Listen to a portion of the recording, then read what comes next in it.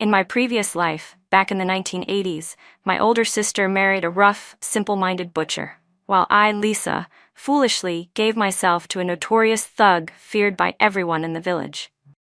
Who could have imagined that the outlaw would later rise to power like a kite soaring in the wind? He earned piles of money and let me spend freely, allowing me to live a life of indulgent luxury. My sister, however, despised her husband's fishy stench. She grew cold toward him and eventually started a secret affair with a lazy drifter from the village. Out of love for her, I listened to my mother and tried to persuade her to stay content with her life. But when she saw me dressed in silk and living in comfort, envy burned so fiercely in her that it consumed her reason. One careless moment, she struck me with a fatal blow. When I opened my eyes again, time had turned back, to the very day the matchmaker came to discuss marriage. My sister acted faster this time, rushing to seize the opportunity and insisting she wanted to marry the thug, Brandon Lee. The entire family froze in disbelief. The matchmaker gasped, and I simply curled my lips into a faint secret smile.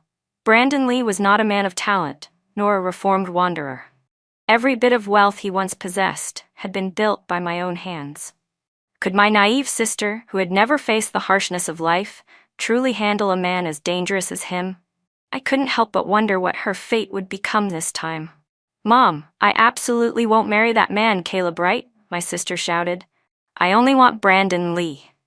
No one knew where she found the courage, but she yelled it in front of everyone. Even if he has that nasty habit of peeking at the neighbor ladies when they go to the restroom, those women aren't exactly innocent either. The whole family went silent. The matchmaker's mouth hung open. As for me, I calmly sipped my tea. None of this surprised me. It had all happened before. In my previous life, my mother adored my sister like fragile porcelain. She was determined to marry her to the wealthiest butcher in the region, while treating me like an unwanted burden. She hurried to marry me off to Brandon Lee just to collect the bride price and fill my sister's dowry chest. A few worn-out quilts. That was all I received. "Sweetheart," my mother had said at the time, "I just don't want your sister to suffer. You know, Brandon seems like the kind of man who'll love his wife. You'll live comfortably with him, I promise." When my sister demanded to marry Brandon Lee, my mother's face turned purple with fury as she slammed the table. "What on earth has gotten into you? Did you forget that man once tried to grope Mrs. Harris?" But my sister only sneered, pulled Mother into her room, and whispered something in her ear. I didn't know what she said, but Mother went from shocked to puzzled to strangely compliant. Though she still seemed uncertain, she eventually decided to hold both weddings together. That night, when the crows outside had gone silent and lights still glowed from Mother's room, I quietly pushed the door open. The creaking sound made her turn from her warm bed. When she saw it was me, the smile on her lips instantly faded. I told her gently to go rest, but she sighed. "I'm just worried about your sister. I'm sewing a few more wedding quilts for her. She's different from you. You know, she's sacrificing her own happiness so you can live comfortably with Caleb Wright. Remember to help her later. If she's happy, you'll be happy too." I looked at the red silk quilt embroidered with dragons and phoenixes on the bed and asked quietly, "Where's mine, Mom?" She froze for a moment, her tone suddenly strange. "You're about to marry the richest butcher in the region, Lisa. What more could you possibly want? You'll live better than any landlord's wife." I turned away and walked out, slamming the door behind me. I deliberately didn't tell her that it was going to rain that night, just so she'd have to run outside and gather the cotton she'd left drying in the yard. The next morning, her cries woke me up. "Oh God, are you blind up there? My daughter's wedding is tomorrow and all the cotton is soaked." I pulled the blanket over my head, stifling my laughter. With my sister's temperament, beginning her marriage under such unlucky omens, wasn't that just poetic justice? My sister grew irritated by the noise, threw on a coat, and opened the door to complain. "Mom, why are you crying over a few torn quilts? If you really love me, then buy me a pair of gold bracelets for my dowry." My mother suddenly stopped crying, as if struck by an idea. She slapped her own cheek and said, "Oh, how could I have been so foolish? My daughter is still the cleverest one. Yesterday, Caleb's family brought $3,000 as the bride price. that's enough to buy a 40-gram pair of gold bracelets. Under the blanket, my hands clenched tightly. So she used my bride price, gave me a few shabby quilts, and bought gold jewelry for Hannah, my sister. After getting dressed, Hannah glanced at me, pretending to sleep, and sneered. Sleeping like a dead pig. No wonder you're marrying that stinking butcher. You two are made for each other. Not like me. I'm about to marry the richest man in town. Lisa, you'll always be the kind of woman who can only stand there and envy me. With that, she strutted off to find Brandon Lee, eager to strengthen her bond with him. My mood, already sour, worsened. If I remembered correctly, at this moment, Brandon Lee was lying in Sophie Grant's bed. But if Hannah was so eager to marry him, then so be it. After all, a greater misfortune awaited her. Outside, the sound of firecrackers exploded through the air, the acrid smell of gunpowder drifting with the smoke. Groups of children gathered at the gate, craning their necks to peek inside, curious to see the bride. When I caught them staring, they blushed and whispered to each other. "The bride is so beautiful. Her skin's as white as winter snow." My future sister-in-law, a lively girl, quickly took a handful of wedding candies from her pocket, handed them to the children, and gently shooed them away. She stepped into the room, set down a lacquered tray with gold-painted edges, and picked out a piece of cake, my favorite, offering it to me. I took it quickly, surprised by how rich and delicious it was, far better than any pastry I'd ever tasted. She couldn't hide her admiration as she ran her fingers over the intricate embroidery of my gown. "This really is a $10,000 wedding dress. Every stitch, every detail. It's perfect, worth every cent." Hearing that number, I nearly choked. She hurried to pour me some tea. I lowered my head, looking at the crumbs that had fallen onto my white dress, feeling a pang of distress. "The dress is so expensive," I murmured. "If I stain it, will your brother be angry with me?" She blinked in surprise, then laughed. "My brother? He'd be thrilled, not angry. How could he ever scold you?" Her words struck something deep within me. I suddenly remembered my past life. Hannah's wedding dress had been a red gown borrowed from a villager. Compared to this flawless white dress, tailored just for me, the difference was like heaven and earth. My sister-in-law continued. "When the matchmaker came to discuss the marriage, my brother secretly asked me to take your measurements so he could order this dress from the city. He wanted it made especially for you." My heart skipped a beat. I didn't know what to say. 1,000 questions crowded in my mind. My gaze dropped to the piece of cake in my hand. She grinned playfully and added, "That cake too. He knows you like sweets, so he had it brought all the way from the city just for you." My lips trembled slightly. A warmth bloomed in my chest, and I found myself longing to see the groom right then. Could it be that, in my past life, when Brandon Lee had been kind to me, not only sharing food, but also quietly supporting me when I dreamed of moving to the city, it wasn't because he liked my sister at all? Maybe, from beginning to end, the only person he had ever truly loved was me. Meanwhile, Hannah, slender and graceful, slipped into a red wedding gown that was already years out of fashion. Yet somehow, she still managed to look radiant, like a spring blossom in full bloom. From the moment she appeared before Brandon Lee, his gaze had never left her. Hannah lifted her chin proudly, standing tall like a magnificent phoenix. The villagers couldn't stop showering Brandon Lee with praise for marrying such a beautiful woman. Compliments filled the air, words my sister Hannah had never heard once in her entire 18 years of life.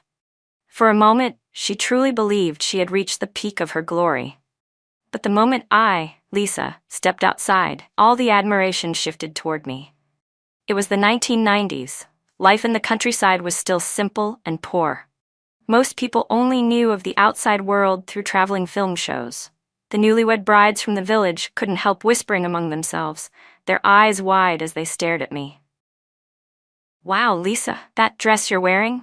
Is that a wedding gown? My God, it's gorgeous. Caleb really knows how to treat his wife, doesn't he? He even rented such an expensive dress for you." Across from me, Hannah clenched her teeth so tightly I could hear the grinding. She remembered perfectly well that in her previous life she had also worn a red wedding gown. And now, how could I, the one she used to look down on, be the one wearing a pure white bridal dress? How was I worthy of it? Her voice dripped with venom as she snapped, "Lisa, You better be careful with that gown. If you ruin it, Caleb might get angry and call off the wedding." Hearing her sharp tone, I couldn't help but laugh coldly. "Oh? Didn't Brandon Lee rent you a wedding gown? Or was it that he couldn't afford one? Maybe all his money went into paying compensation to those women he got caught spying on." Hannah's face turned beet red, her neck flushed with fury. I covered my mouth to hide my grin, satisfaction blooming in my chest. She spat out through clenched teeth. "What are you laughing at? If I hadn't given up that wedding, it never would have been your turn." I tilted my head and said sweetly, "Sister, whoever said I wanted to marry you?" Before I could say another word, a deep, calm voice came from behind me. It was Caleb Wright. When I turned around, I froze. Caleb stood there in a white suit, elegant and refined, looking like a movie star stepped out of a screen. The young girls nearby couldn't take their eyes off him, whispering enviously, wondering why fate hadn't given them such luck. Caleb gently wrapped his arm around my shoulders and turned with me to face Hannah. "You'd better tell me who said that nonsense," he said quietly. "I'll make sure they're put in their place. Who in their right mind would give up a pearl for a pebble? People might think I'm blind. And for the record," he added firmly, "my family isn't poor enough to rent a wedding dress. I bought this one myself. Even if Lisa wanted to burn it, I'd still be happy." At that, the onlookers' expressions changed instantly. Their gazes toward me were full of admiration and envy. "Lisa's so lucky," someone murmured. "She's marrying a rich man like Caleb. She'll never have to worry about food again. Even their dog's gonna live better than most of us." Hannah's face turned from red to yellow to pale white with rage. Pretending to gag, she covered her nose and scoffed. "It's not like I wanted to marry you anyway. Who'd want a man that smells like pigs?" I tilted my head slightly and inhaled. Only the faint scent of soap lingered. Caleb's younger sister glared at Hannah, furious. "Don't talk nonsense. My brother hasn't gone near the pig farm for days. He asked someone else to take care of it because he didn't want to smell like that at the wedding. He even used 3 whole bars of soap just to make sure he wouldn't disgust his bride." Hannah's face changed color again, her lips trembling. "That's impossible." I smirked and met her gaze. "It's not impossible. It's just the truth. People of value always try to do their best, but those without value, they don't deserve to be respected in the first place." Hannah's jaw tightened, her words stuck in her throat. I slipped my arm through Caleb's, smiling gracefully as we went around to toast the villagers. As I glanced back, I caught sight of Hannah chugging her drink. Her expression stormy. A thought crossed my mind. The real drama is only beginning. By the time the wedding feast was halfway through, everyone was happily full. Every dish on the tables had meat: braised pork, steamed pork, stewed pork, stir-fried pork, sweet, sour, spicy, and savory. The abundance of it all nearly made my head spin. I was afraid that Caleb might have already spent his entire fortune. His face was flushed from the wine, his eyes soft and full of affection as he looked at me. "As long as you're happy," he said tenderly, "nothing else matters." I gave him a playful smile. "So it's only me who gets to be happy, huh? What about you?" He hesitated for a moment, then laughed. "No, you make me the happiest man alive." Just as we sat down together, my mother's sharp, scolding voice rang out from outside the door. My heart leapt with anticipation as I glanced toward the noise. Standing there was Sophie Grant, Brandon Lee's lover. Sophie's eyes shimmered with tears as she looked at Brandon, her pitiful expression making his face twist in guilt.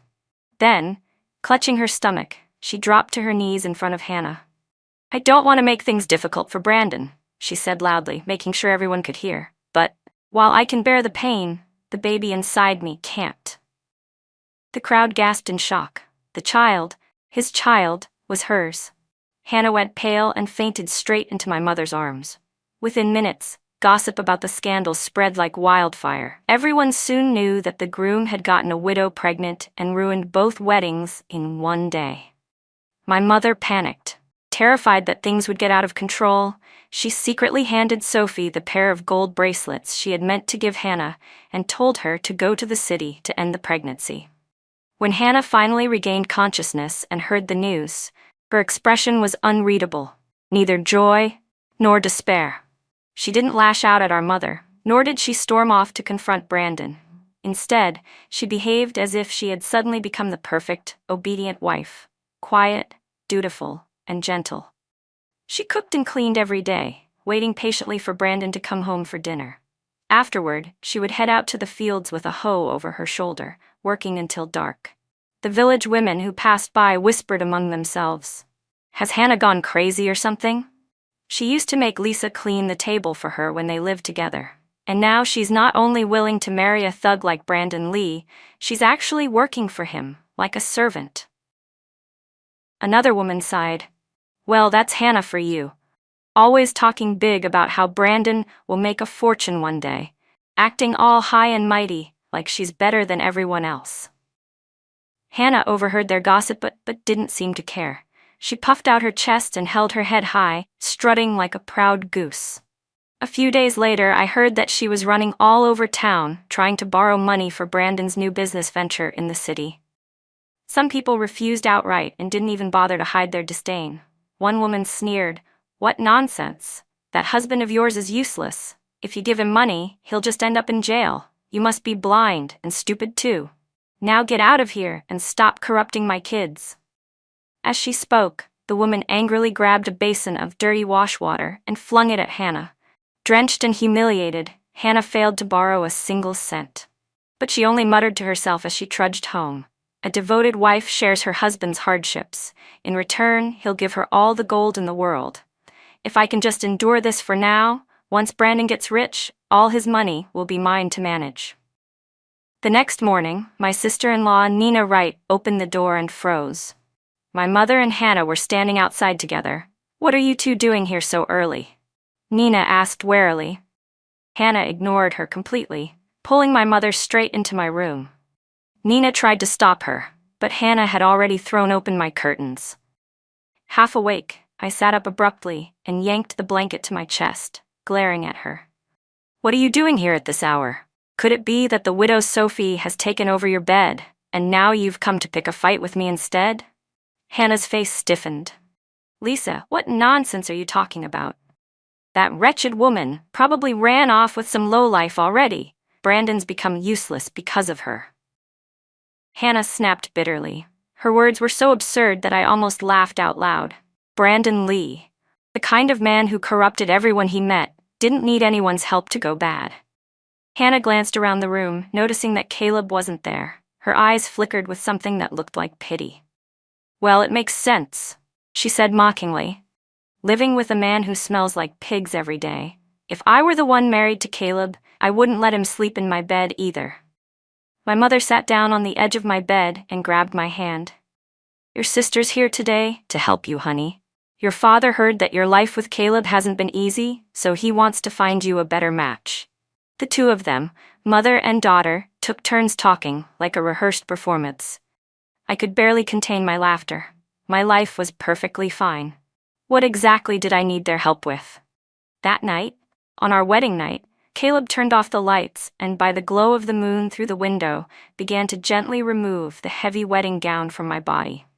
In the soft rhythm of our breaths, I suddenly felt a warm, wet flow spreading beneath me. Startled, I pushed him away. Caleb froze, mistaking my reaction for fear. "I'm sorry," he said nervously. "I don't have much experience. Did I hurt you?" My face flushed. "No, it's not that. I think I just got my period." Now it was Caleb's turn to blush. That night, we simply held each other and slept, though neither of us rested easily. The warmth of his embrace, the faint scent of soap on his skin, it was both comforting and unsettling. I could feel his body tense against mine, struggling with restraint, while my own heart raced uncontrollably. The next morning, Caleb noticed the dark circles under my eyes. Without a word, he took his blanket and went to sleep in the other room. I looked out at the courtyard glowing with lantern light and sighed helplessly. It seemed I would have to wait a little longer. Turning back to Hannah, I gave her a cold smile. "You should worry about keeping Brandon's pants on before worrying about me. Everyone in town knows how loose they are. A little breeze and they might fall right off." Hannah's face stiffened, her lips twitching with anger. But she swallowed it down, remembering she had come to ask for something. Forcing a sweet smile, she said, "Lisa, how could I ever harm my own sister? I just feel sorry for you. Married to a man who smells like pigs every day. What kind of life is that? I stood up and adjusted my clothes, then pulled the blanket aside. Both she and my mother's eyes widened when they saw what I was wearing. A soft silk pajama set, the kind you'd only see in movies. Their faces turned green with envy. Hannah's voice trembled slightly. That outfit, wasn't it the kind from those fancy films? I nodded casually. Yes, expensive things have their reason. It feels like wearing nothing at all. My mother gasped, clutching something in her hand. When I looked closer, I realized it was a pack of sanitary pads. Lisa, what's this? She asked in confusion. I've never seen anything like it before. Hannah, having lived one lifetime already, of course recognized it. In the early 1990s, no rural women used sanitary pads. They relied on rags or bits of old clothing stuffed with cotton. She thought bitterly to herself, in my past life, I married Caleb. How come I never got to wear a wedding dress like that? Or use something this luxurious? Our cycles had always been close, and right then she was clearly uncomfortable with the rough fabric against her skin.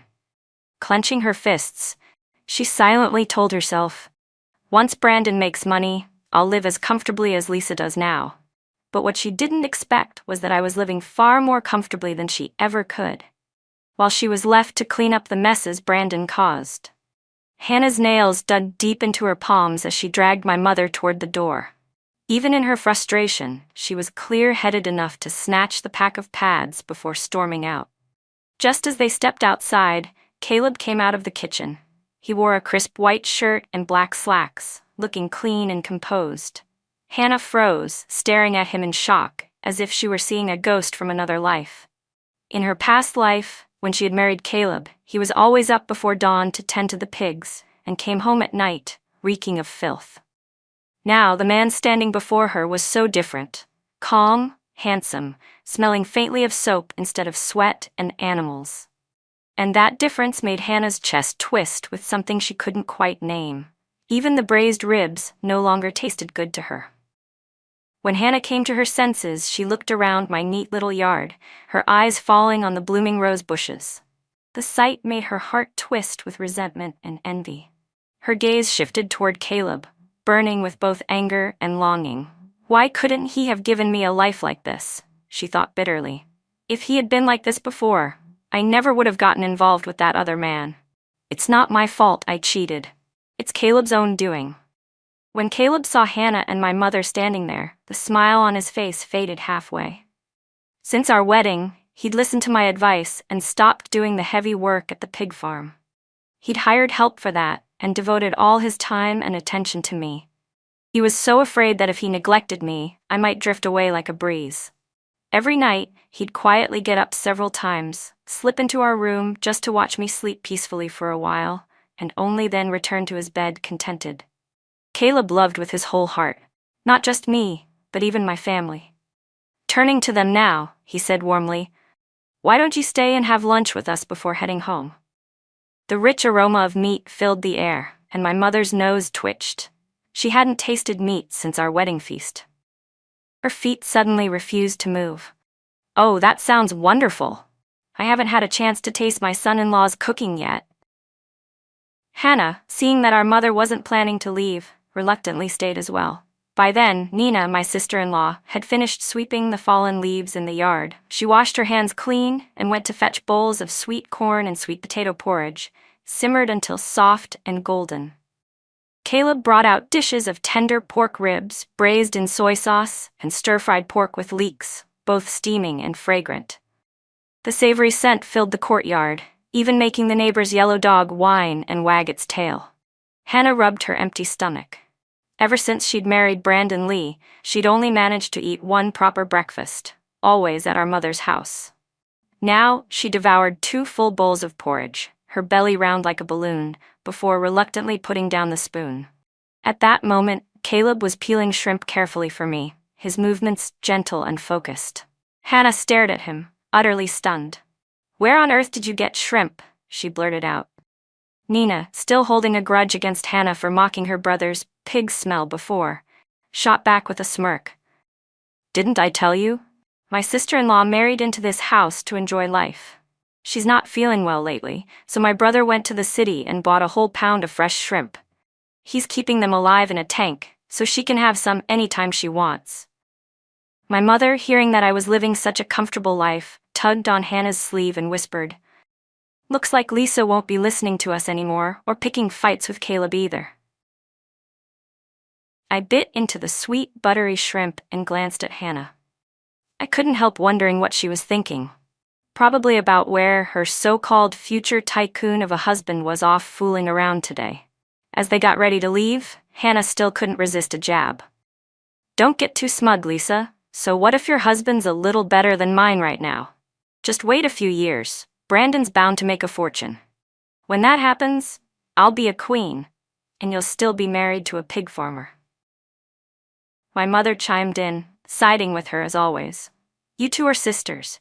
If your brother-in-law gets rich, you'll benefit too. Why don't you lend your sister $30,000? That way Brandon can start his business in the city. Once he makes money, he'll surely repay your kindness." I crossed my arms and rolled my eyes. "Please. My brother-in-law's so ambitious, he wouldn't want money from a pig farmer's wife anyway."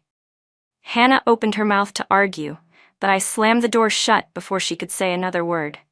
A few days later, I brought out a bowl of roasted sunflower seeds and sat by the roadside, listening to the village women gossip. "Lisa," one of them called out, "your brother-in-law went to the city to start a business, didn't he? Why didn't you tell Caleb to go with him?" Mrs. Mack, the nosiest woman in town, grabbed a handful of my sunflower seeds as the others chuckled and teased. I smiled faintly and replied, "Didn't my sister say it herself? My brother-in-law was born to be successful. This little village is too small for him. As for Caleb and me, we just got married. We're not interested in chasing the crowd." Mr. Duane, the kind old man who lived nearby, spoke up to defend us. "That's right. Caleb's a good man. He raised his sister all by himself, worked hard his whole life. He's a good man, a rare kind of man," said Mr. Duane, shaking his head fondly. "Even if Caleb doesn't go to the city to make money, he'll still live well here." Not long after, I saw my sister Hannah walking down the road with a hose slung over her shoulder. Mrs. Mack shouted across the street, "Hey Hannah, why didn't you go to the city with your husband?" Wiping the sweat from her forehead, Hannah squinted against the bright sunlight. "Business is a man's job," she said with a forced smile. "I just need to stay home and take care of things for him." It had only been a few days, but I was startled by how much she'd changed. Her once fair skin was now tanned and rough, her face looked older, and faint wrinkles had already begun to form around her eyes. When her gaze met mine, her pride quickly returned. "Just wait and see," she said coldly.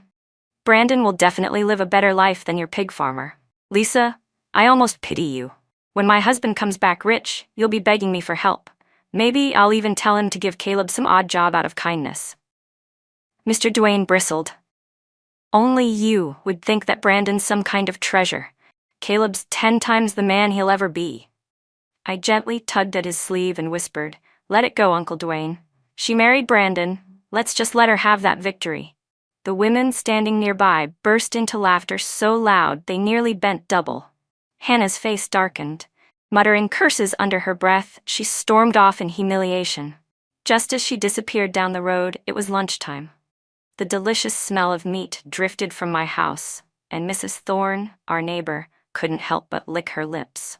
"Lisa, sweetheart, what are you cooking this time? It smells heavenly." All eyes turned toward me, curious and eager. I smiled modestly but couldn't resist showing off a little. "Oh, nothing special. Nina just made some corn fritters. Caleb butchered one of our black pigs this morning. He took the freshest ribs, stewed them with golden potatoes from the garden, and added a bit of handmade noodles."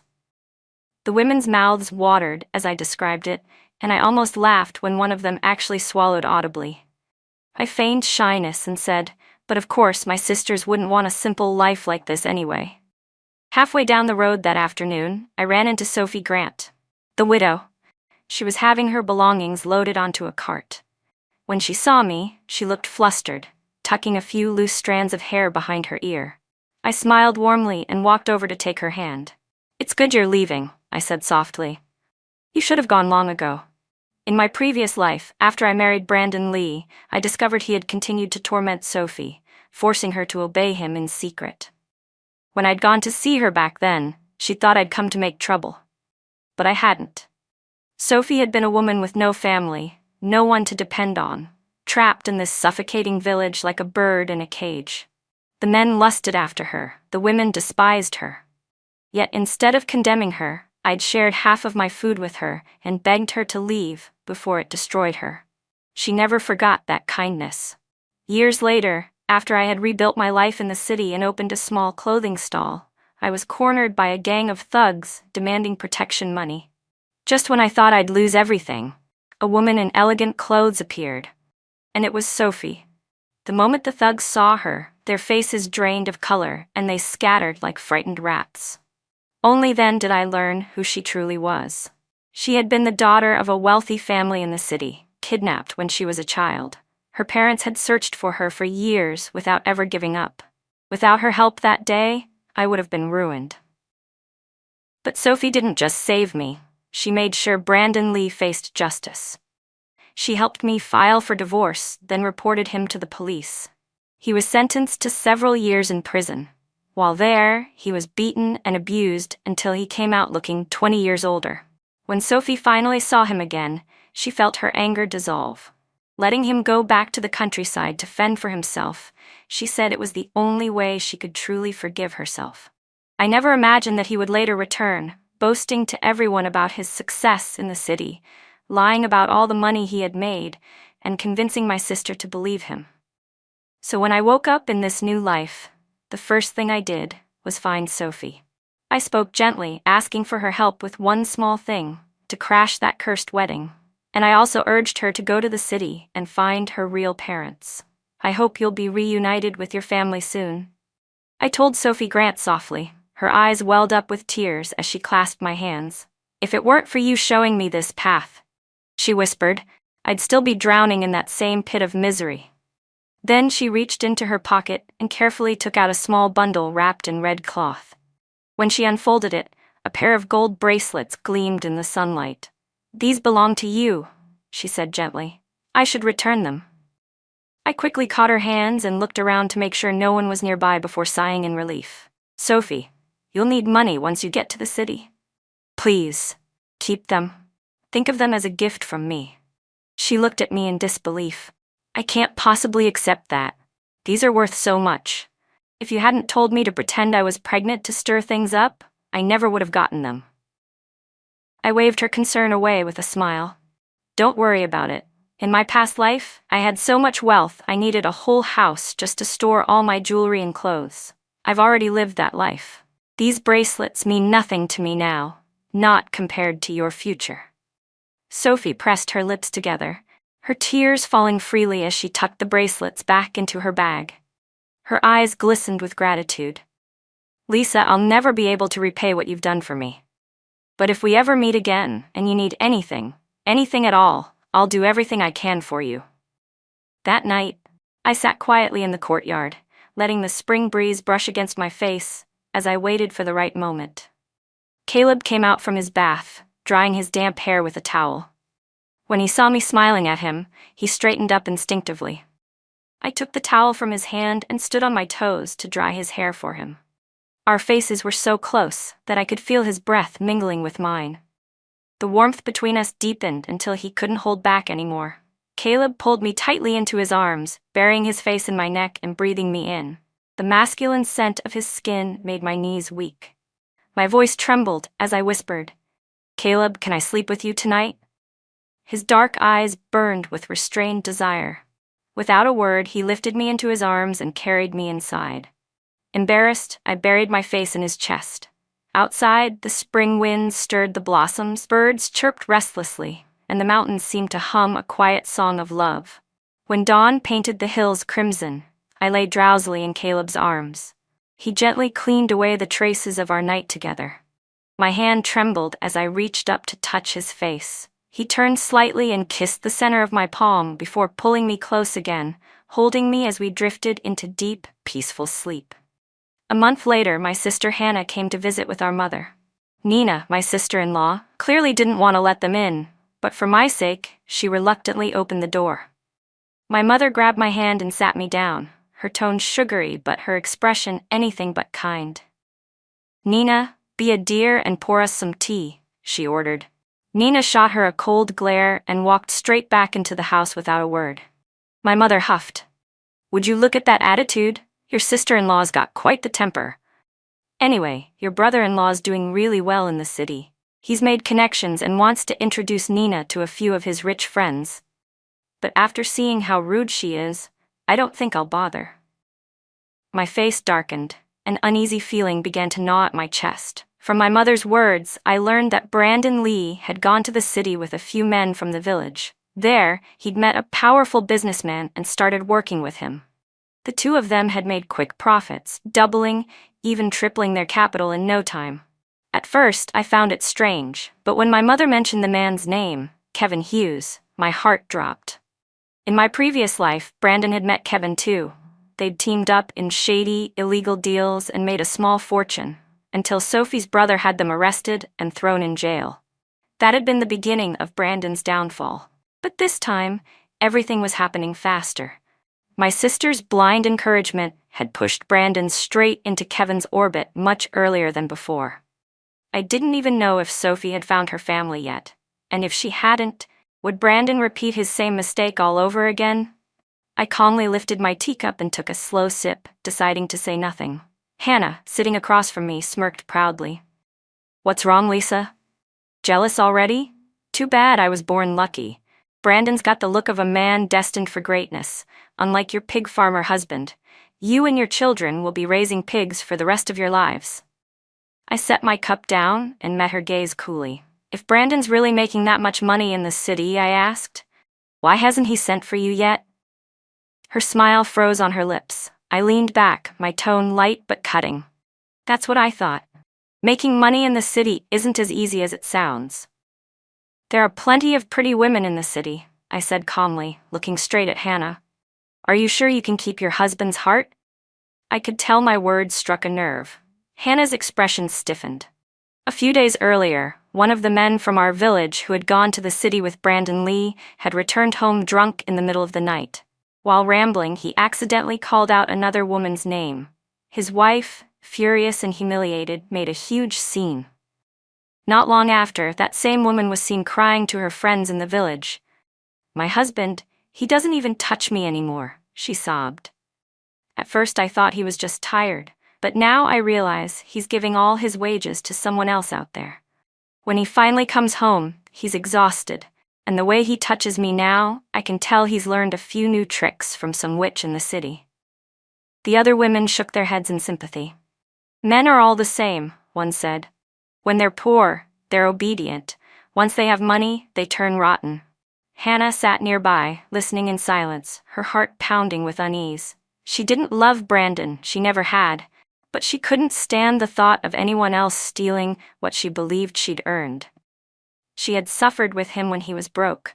She deserved to enjoy the wealth that was supposed to come after. She told herself that no other woman had the right to sit in comfort and eat golden rice while she had done all the struggling. A few days later, as I passed by my old house, I saw my mother pressing a bundle of money wrapped in red cloth into Hannah's hands. It was her entire savings.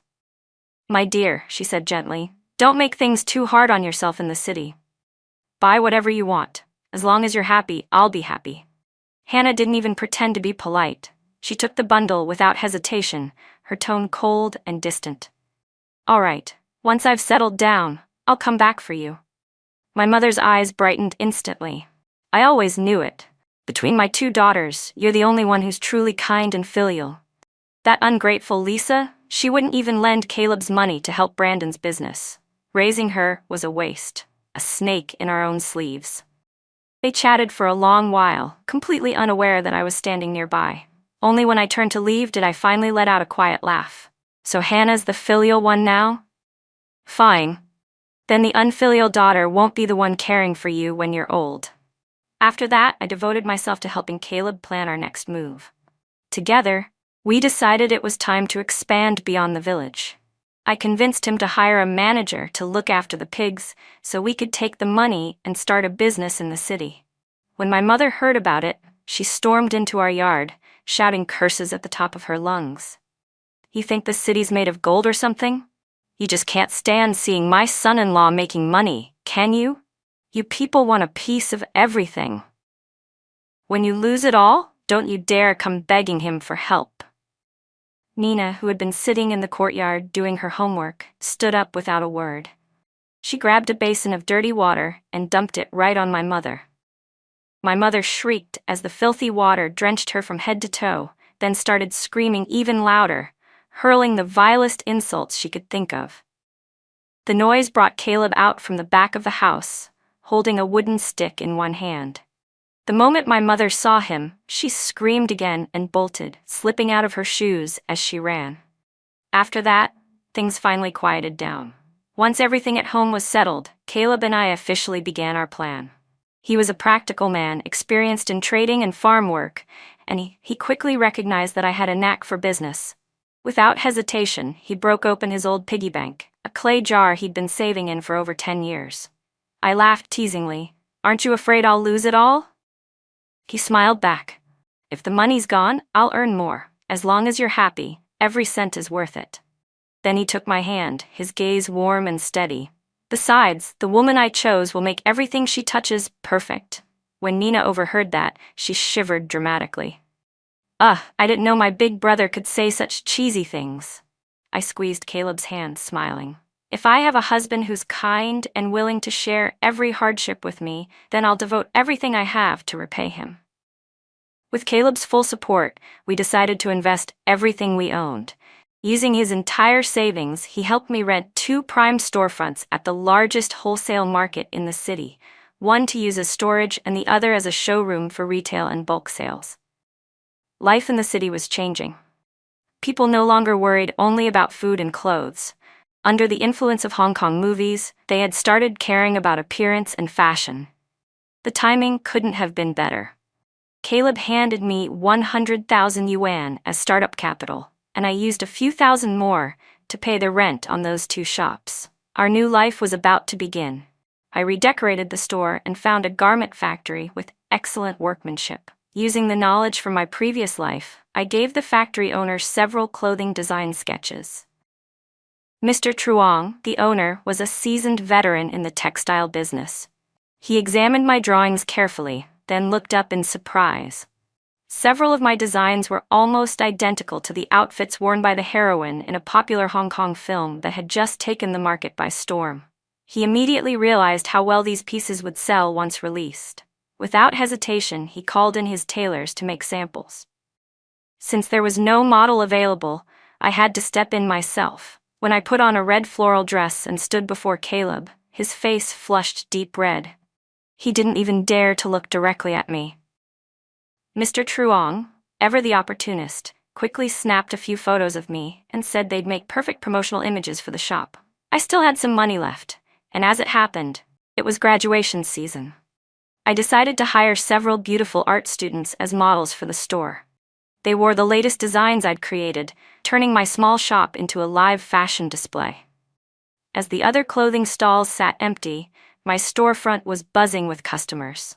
Retailers came to buy wholesale, and the moment they saw the girls in my clothes, they placed orders without hesitation. Within weeks, business exploded.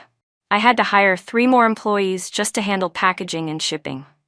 In less than 6 months, my designs had become famous throughout the city, bringing in profits worth millions of yuan. But I didn't want to stop at wholesaling. I wanted to build my own brand. Every cent I earned went into expanding the business. I rented prime space in one of the city's busiest shopping centers, 1 unit for storage, the other as a showroom for direct sales. Even Nina, who had moved to the city for her studies, came to visit. One day she asked me, "So what are you going to call your brand?" I thought for a moment before answering, "Diana Grace."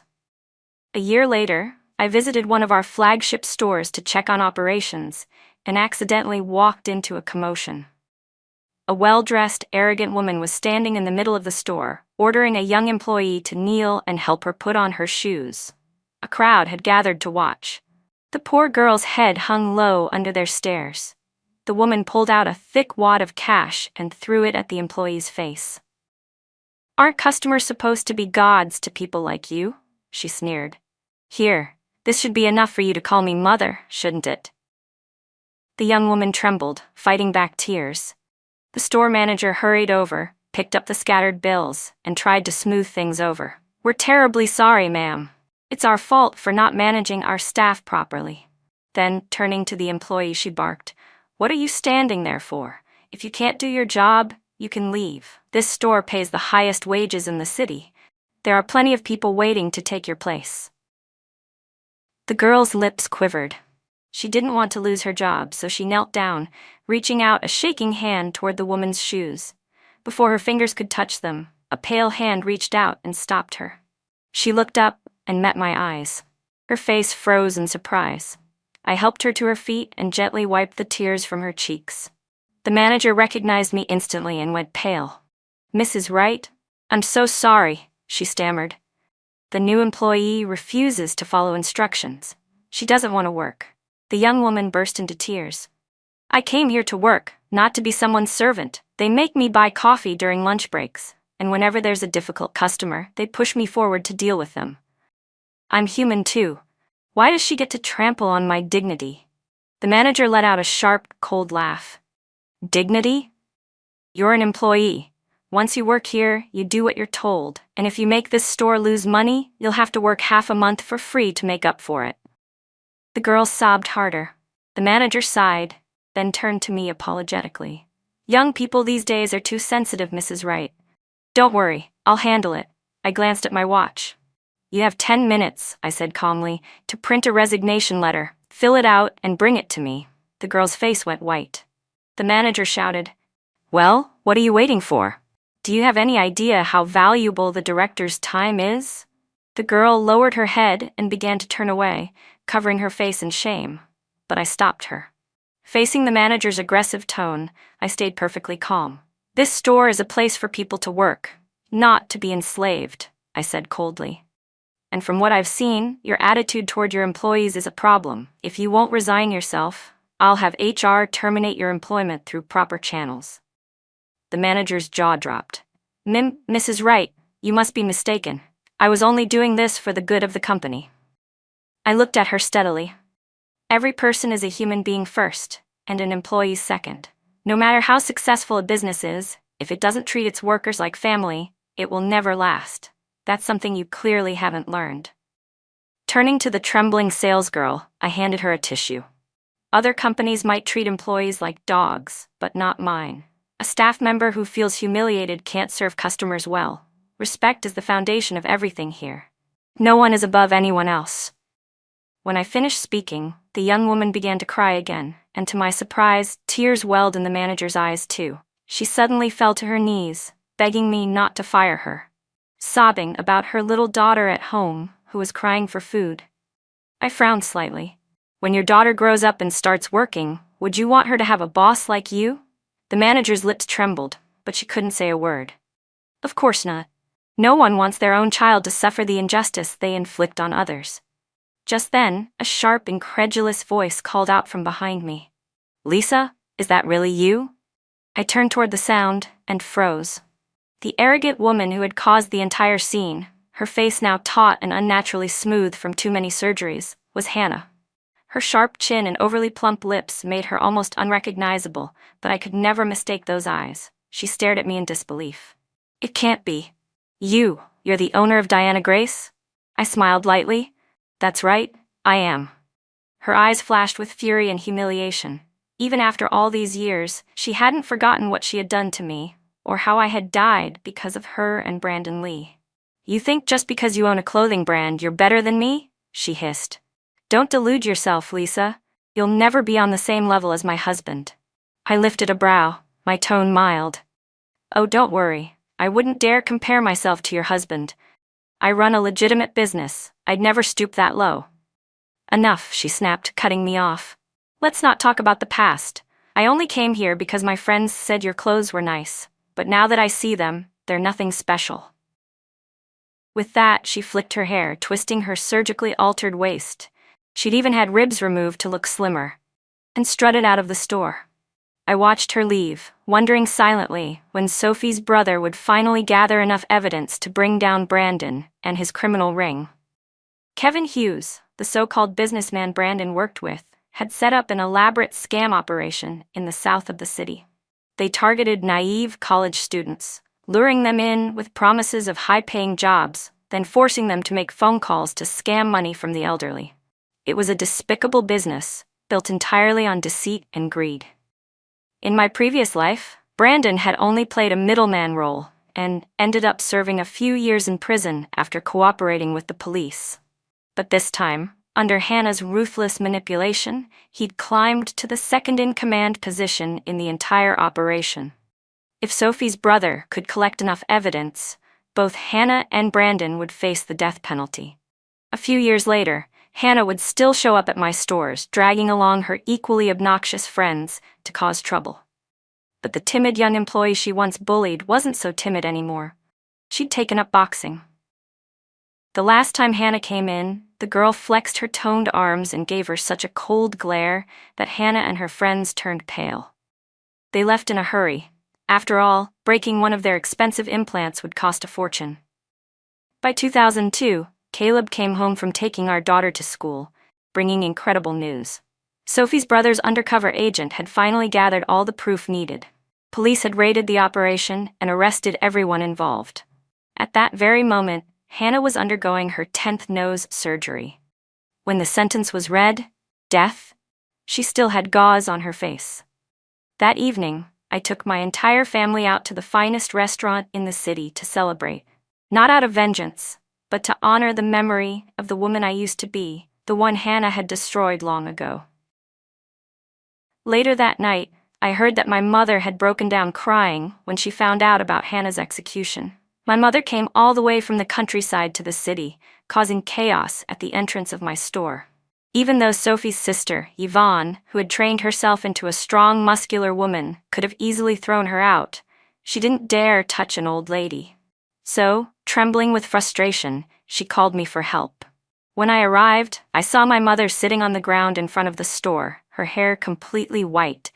She had apparently spent the entire night there, wailing pitifully for everyone to hear. "My younger daughter is so ungrateful," she cried. "Her sister's in trouble, and she refuses to help. She's a rich businesswoman now, spends millions every day, but she won't even save her own sister's life." The gathered crowd whispered among themselves, thinking that Hannah must be dying of cancer and that I, her wealthy, heartless sister, was refusing to help. "What kind of person is she?" one woman muttered. "I used to love shopping here, but this is disgusting." "Yeah," another added, pulling out her phone. "Someone record this. Let's post it online. People should know what kind of person owns Diana Grace. Making millions and still won't save her own family? Shame on her. Everyone should boycott this brand." Yvonne saw me approaching and immediately rushed over, worried that the angry crowd might hurt me. I walked straight toward my mother. When she tried to slap me, I caught her hand midair and raised my voice. "What exactly did Hannah do, Mom?" I asked.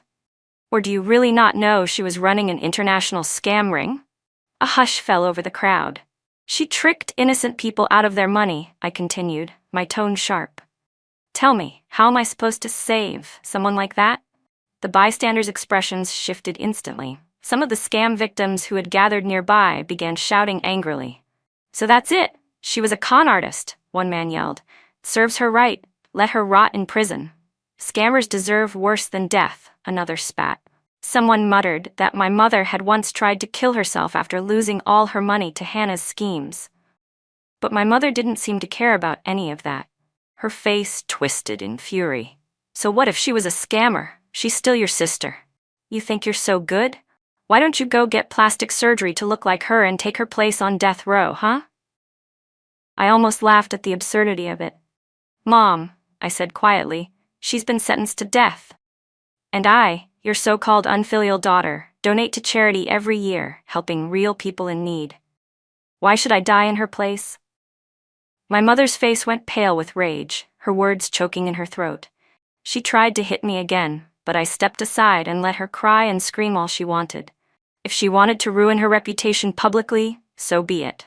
I had told the truth. Anyone who still chose to insult me could live with their own ignorance. Outside, Caleb was waiting with a camera in his hands. Over the years, he had become more refined and confident, his hair neatly combed, a pair of gold-rimmed glasses framing his calm, intelligent eyes. He handed me the camera. "I recorded everything," he said quietly. "We should post it online.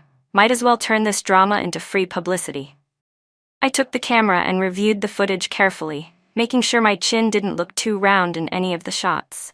Then I smiled. "You did a good job, honey." Caleb leaned close and whispered against my ear, "So, what's my reward for being such a good husband?" I tugged on his collar, pulled him toward the car, and murmured, "Come here. I'll show you." 15 years later, our daughter was accepted into the best high school in the city. As we discussed where to celebrate, a call came from the village. My mother had passed away. The next morning, we drove back home to arrange her funeral. We were told that when she died, no one was with her. After the truth about Hannah's crimes spread, the villagers had completely shunned her. No one dared visit. It wasn't until her body began to smell that the neighbors finally called the police. I spent a large sum of money renovating our old house and turning it into a small memorial shrine for her ashes. That day, the TV in the corner was replaying the old footage of Hannah's sentencing. I leaned against Caleb's shoulder, my eyes growing misty. "She loved my sister so much," I whispered. "Now she finally has what she wanted. They're together again." Our daughter tugged on my sleeve, begging to return to the city. She said her friends were waiting. I smiled faintly. She was our only child. People had often urged me to have another, saying every child should have a sibling, but I never wanted that. I'd made enough money to last several lifetimes. My daughter would never lack anything. Having another child would only divide the love and fortune I wanted to give her. One was enough. Before we left, I turned back to look at the house that had held 18 years of my childhood. Under the old osmanthus tree, I could almost see my sister again, young and smiling, holding out a clump of mud wrapped in a leaf. "Here," she'd said, "this is your rice." I had pretended to eat it, grinning. "You're so good to me, sis. It's delicious." But the memory shifted. I saw my mother and Hannah whispering together. "The Wright family is wealthy," my mother said. "You must marry Caleb. As for Lisa, she can have Brandon. That girl's too obedient to ever defy me." I closed my eyes and sighed. In the end, time had turned two sisters bound by blood into mortal enemies. I no longer knew whether to blame fate or the fickleness of human hearts. But from this moment on, I decided I would stop carrying the pain. I would live freely and live happily. My mother and sister had both paid the ultimate price for their choices, and wherever they were now, justice would find them still.